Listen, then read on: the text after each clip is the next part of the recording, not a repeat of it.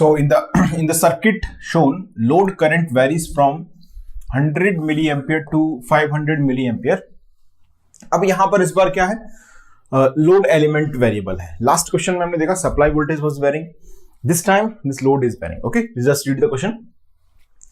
100 milliampere से लेके 500 मिली ampere तक जो IL है लोड करंट वो चेंज हो रहा है. Okay, zener diode is ideal. Zener diode इन्होंने लिया है आइडियल. अच्छा, आइडियल जेनर डायोड में ब्रेकडाउन वोल्टेज आपको दिया है 5 वोल्ट. VZ कितना है, 5 वोल्ट है. आइडियल जेनर डायोड में हम जैसा कि बात कर चुके हैं लास्ट क्लासेस में,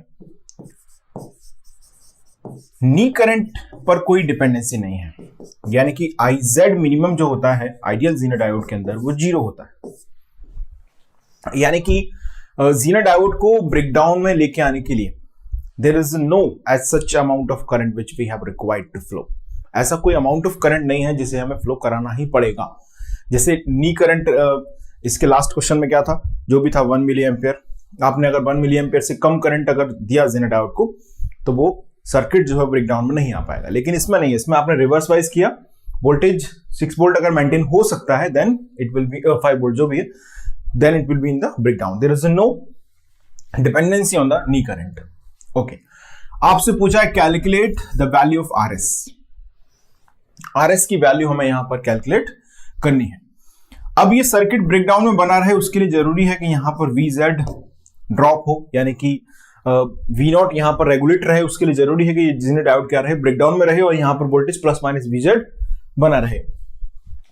ओके, हम जानते हैं कि जो मिनिमम अमाउंट ऑफ करंट है उसका कोई दायरा इसमें नहीं है कि इतना करंट जाना ही चाहिए, कोई जरूरत नहीं है. आप 0 करंट भी रख सकते हैं. क्लियर है?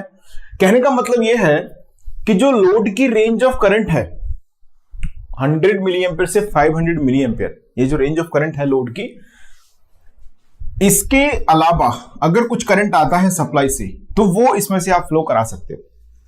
क्लियर है? लेकिन एक minimum desirable value of current की इसमें कुछ भी नहीं है. तो सबसे पहले हमने देखा यहां पर. अब देखिए यहां से करंट IS को लोकेट कर लेते हैं, कितना आएगा. What will be the value of current IS? So we know this IS is what, IS क्या होता है, IZ प्लस IL होता है. ओके, अब हमें इसकी पावर रेटिंग नहीं दी गई है, जेनर डायोड की पावर रेटिंग आपको नहीं दी गई है. सो ऑब्वियसली हम क्या करेंगे, यहां से देखें IS इक्वल टू, मैं ऐसे लिख सकता हूं क्या, देखें IZ minimum plus IL maximum. Zener diode का जो मिनिमम करंट है वो कहीं ना कहीं हमको पता है 0 है. तो जब जेनर डायोड 0 करंट फ्लो करेगा तो उस कंडीशन में लोड के अंदर करंट क्या होगा, मैक्सिमम करंट फ्लो होगा. तो जो मैक्सिमम करंट है लोड के अंदर जो फ्लो हो रहा है 500 मिली एम्पियर, वो करंट सप्लाई प्रोवाइड कर सके, ऐसा रेजिस्टेंस RS हमको लेना चाहिए. बात समझ पा रही है आपको? यानी कि IL 500 मिली एम्पियर आए, जिससे कि आप जानते हैं IZ क्या है, 0 है. तो IS इज इक्वल टू कितना हो जाएगा, IL मैक्स. अच्छा, IL मैक्स की वैल्यू कितनी है दोस्तों, 500 मिली एम्पियर. सप्लाई 12 वोल्ट की है, तो सिंस हम जानते हैं क्या होता है, IS equal to VS minus VZ divided by RS. तो IS की वैल्यू कितनी आई, 5. इसको नोट कर लो पहले, इतना लिख लिया आपने, क्वेश्चन लिख लिया होगा आप लोगों ने. क्वेश्चन अभी ये सब वो क्वेश्चन हैं जिनको आप एक बार ट्राई जरूर कर सकते हो अपने आप से, है ना. तो सभी क्वेश्चन इसमें मैं बोलता हूं उसमें भी और नहीं बोल रहा हूं उसमें भी, इन क्वेश्चंस में एटलीस्ट रेगुलेटर के जो हैं उनमें आपको एक बार ट्राई जरूर करना चाहिए. सो देखिए कितना आएगा, 500 milliampere equal to VS कितना है, 12 वोल्ट है. ओके, माइनस VZ कितना है, कितना था zener diode voltage, 5 volt. 12 minus 5 upon RS. तो दोस्तों RS यहां से आएगा कितना होता, 7 अपॉन 500, और ये मिली पहुंच गया ऊपर तो हो गया किलो. सही लिखा गया मैंने इतना. ओके, तो किलो और ये कैंसिल हो जाएंगे. RS 14 ओम आ रहा है क्या, यस. RS इक्वल टू कितना आएगा, 14 ओम आएगा. क्लियर हुआ सभी को? चलिए, तो ये हमने यहां पर डिटरमाइन किया RS की वैल्यू जो कि आ रही है 14 ओम. कोई कंफ्यूजन की गुंजाइश इसमें नहीं है, ध्यान से समझे क्वेश्चन को। लोड करंट को 500 मिली एम्पियर, देखो आपके पास जो सोर्स है उसकी वैल्यू फिक्स है 12 वोल्ट, ठीक है, VZ की वैल्यू फिक्स है, सब कुछ फिक्स है, 12 वोल्ट फिक्स है, VZ फिक्स है। अब हमारे पास सिलेक्शन ऑफ RS ही है जिससे हम करंट की वैल्यू को, जो वैल्यू हमें अचीव करनी है वहां तक पहुंचा सकते हैं। अच्छा, वैल्यू ऑफ करंट मैक्सिमम हमको कितनी अचीव करनी है? 500 मिली एम्पियर, क्लियर है। तो उस कंडीशन में जब ये ज़ीनर डायोड करंट मिनिमम है यानी कि 0 है, उस कंडीशन में IS कितना है? 500 मिली एम्पियर है, जो कि 14 ओम के रेजिस्टेंस से अचीव किया जा सकता है, क्लियर।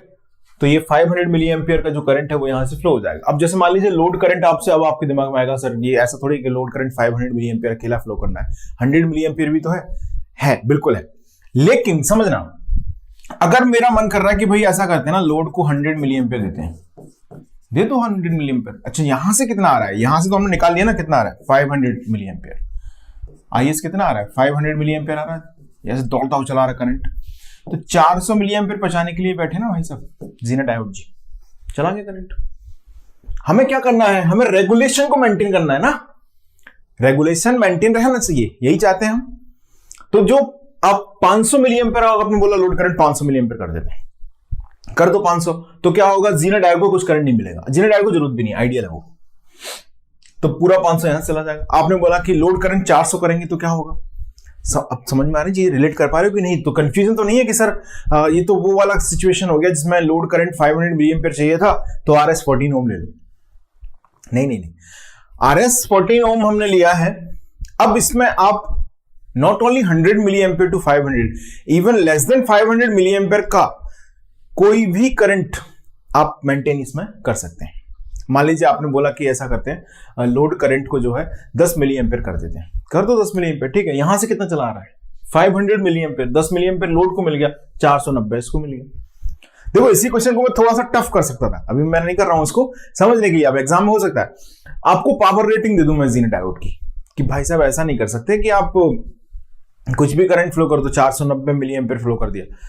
आपको ध्यान देना पड़ेगा कि पावर रेटिंग इसकी, मान लीजिए मैंने बोला कि इतनी पावर हैंडल कर सकता है ये, तो फिर आपको वहां पर लोअर लिमिट भी पता हो जाएगी कि आप जो यहां पर जो करंट भेज रहे हैं उसकी लोअर लिमिट, इसकी मैक्सिमम लिमिट क्या है, यानी कि लोड की लोअर लिमिट ऑफ करंट कितनी हमें रखनी है। उससे कम लोड करंट रखोगे तो काम बिगड़ जाएगा सारा, क्लियर है। तो ये समझ में आया होगा आपको। इनफैक्ट हमने ये क्वेश्चन जो सॉल्व किया है 14 ओम, वो मैं बोल सकता हूं अगर ज़ीनर डायोड के बारे में कुछ भी चर्चा नहीं की गई है, एक्चुअली 100 मिली एम्पियर से 500 जो दिया है, इसका मतलब है कि ज़ीनर डायोड में 400 मिली एम्पियर करंट ही इसमें जाना चाहिए मैक्सिमम, क्लियर है। क्योंकि 100 मिली एम्पियर तो कम से कम लोड में जाएगा ही, या तो उससे ज्यादा जाएगा, तो ज्यादा जाएगा तो उतना इसमें ज़ीनर डायोड में कम होता जाएगा अपने आप, क्लियर है। अगर 400 मिली एम्पियर करंट जाएगा तो इसमें 100 मिली एम्पियर जाएगा, इसमें अगर 300 जाएगा तो इसमें बचा हुआ 200 जाएगा। कुल मिला के सोर्स का काम है, जो सप्लाई है उसका काम है 500 मिली एम्पियर करंट को दे देना। अब उसमें से पूरा लोड को मिल जाए, IL मैक्स हो जाए, Z मिनिमम हो जाए, या दोनों में डिवीजन हो जाए, करेक्ट है। तो 14 ओम रेजिस्टेंस अगर आप सेलेक्ट कर लेंगे तो जो सप्लाई वोल्टेज है वो 500 मिली एम्पियर का करंट जनरेट कर पाएगा, क्योंकि 500 मिली एम्पियर का करंट हमें कम से कम चाहिए।